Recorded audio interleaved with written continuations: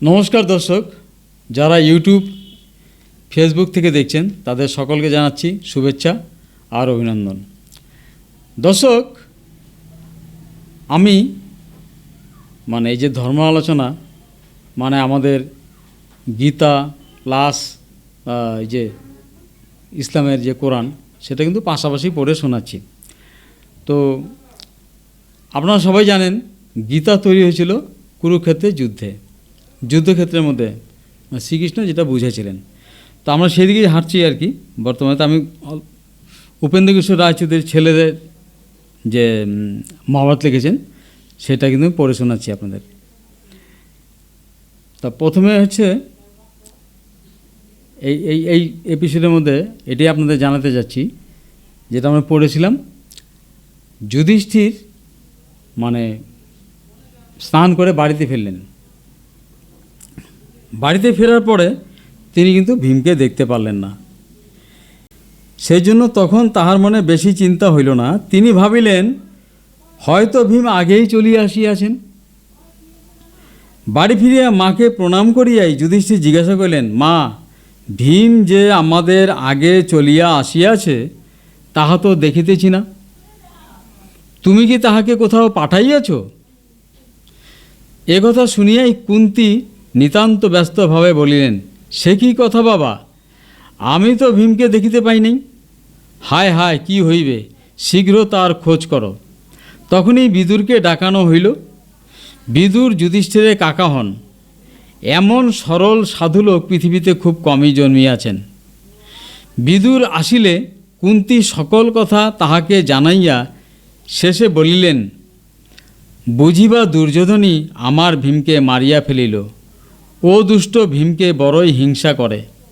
বিদুর বলিলেন, বৌদিদি চুপ চুপ, আপনার একথা দুর্যোধন শুনিতে পাইলে বড়ই বিপদ ঘটাইবে। ভীমের জন্য আপনি কোনো চিন্তা করিবেন না।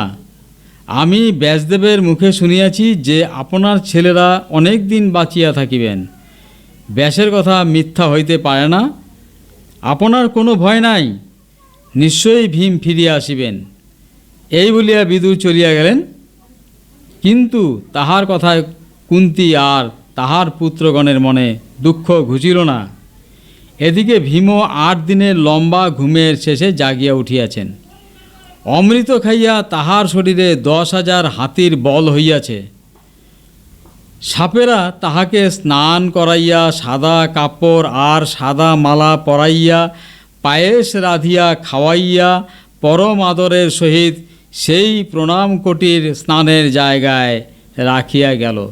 সেখানে আর কিছুমাত্র বিলম্ব না করিয়া তিনি তাড়াতাড়ি বাড়ি চলিয়া আসিলেন।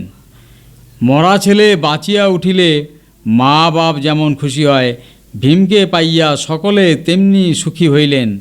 তারপর তাহার মুখে সকল কথা শুনিয়া যুধিষ্ঠির বলিলেন, ভাই সাবধান, এসব কথা যেন আর কেহ না জানে। তখন হইতে 5 ভাই যার পর নাই সাবধান হইয়া চলিতে লাগিলেন।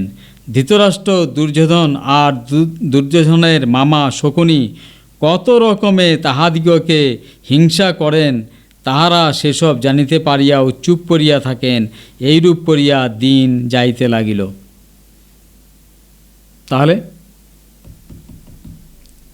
আমরা যারা হিন্দু তারা কতটা সহনশীল এইখান থেকে কিন্তু বোঝা যায়। এটাই তো ধর্মের মাধ্যমে আমাদেরকে শিখাইছে না, আমাদের মহাকাব্যের মাধ্যমে, মহাভারতের মাধ্যমে, রামায়ণের মাধ্যমে। এই যে ধৈর্য, এই ধৈর্য কিন্তু আমরা দেখায় থাকি হিন্দুরা। আমরা কিন্তু স্পিডে কোনো কিছু ডিসিশন নেই না, যে হ্যান কেরেঙ্গা ত্যান কেরেঙ্গা ফটাফট একদম মারামারি লাগাও হেন তেন, এই সমস্ত কিন্তু আমরা করি না। এইখানেই থেকে আমরা শিখছি এগুলো। আমি তো মহাভারত পড়ছি 2-3 বার, তবে অনুবাদিত, আমি সংস্কৃতটা পড়ি নেই। এইবার দেখেন আমি পড়ব কোরআন থেকে। এইটার টেস্টটা কীরকম আর এইটার টেস্টটাই বা কীরকম এখন বোঝা যাবে। কোরআনের পৃষ্ঠা নম্বর 5।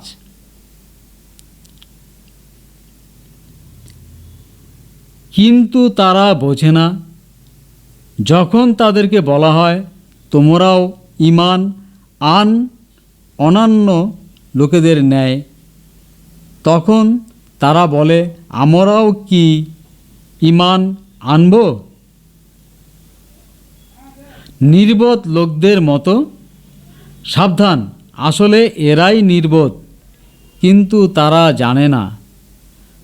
যখন তারা মুমিনদের সঙ্গে দেখা করে তখন বলে, আমরা ঈমান এনেছি। যখন শয়তানদের নিকট যায় তখন বলে, আমরা তো তোমাদের স্বার্থেই আছি, ওদের সাথে তো তামাশা করেছি মাত্র। আল্লাহ তাদের সাথে তামাশা করেন এবং অবকাশ দেন, ফলে তারা বিভ্রান্তের মতো ঘুরে বেড়ায়। তারাই হেদায়েতের বদলে ভ্রান্তি ক্রয় করেছে, কিন্তু তাদের এ ব্যবসা লাভজনক হয়নি আর সত্য পথেও পরিচালিত হয়নি। তাদের উপমা ওই লোকের ন্যায় যে আগুন জ্বালালো, তা যখন তার চতুর্দিক আলোকিত করল, তখন আল্লাহ আলো নিভিয়ে দিলেন এবং ছেড়ে দিলেন ঘোর অন্ধকারে। ফলে তারা কিছুই দেখতে পায় না। তারা বধির, মুখ অন্ধ, তারা আর ফিরবে না। অথবা তাদের অবস্থা সেই পথিকের ন্যায় যে আকাশের প্রবল বৃষ্টিতে পথ চলে, যাতে রয়েছে ঘোর অন্ধকার, বজ্র ও বিদ্যুৎ। তারা বজ্রের ধ্বনিতে মৃত্যুর ভয়ে স্ব আঙ্গুল আপন কর্ণে প্রবেশ করায়। আল্লাহ কাফেরদেরকেও ঘেরাও করে রেখেছেন। বিদ্যুৎ চমক যেন তাদের দৃষ্টি শক্তি কেড়ে নেবে। বিদ্যুৎ চমকালে যে আলো বিচ্ছুরিত হয়, তাতে তারা হাঁটে। আবার যখন অন্ধকার, মানে 5 পৃষ্ঠায় যা লেখা শেষ হয়ে গেল। যাই হোক, আমি তো এই গল্পটা বুঝতে পারতেছি, ছেলেদের মহাভারত, বাংলা দিয়ে লেখা। আবার বাংলা দিয়ে লেখা হলেও কোরআনটা কিন্তু আমি বুঝতে পারছি না, মাথায় কাজ করছে না।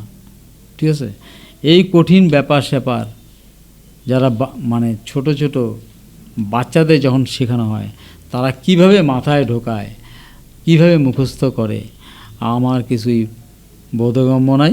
এখানে আমি কিভাবে শিখব? হ্যাঁ, যদি আকর্ষণ মানে হইতো সেই ধরনের, হয়তো সেরকম আকর্ষণ যদি কিছু থাকতো, আমি বুঝতে পারতাম, তাহলে তো কোনো দিন হয়তো আমি ভাবতাম যে ঈশ্বর এক, আমিও মুসলিম হয়ে যাই। কিন্তু আমি তো কিছু বুঝলামই না, সুতরাং আমাকে ক্ষমা করবেন। নমস্কার দর্শক, ভালো থাকবেন, সুখে থাকবেন।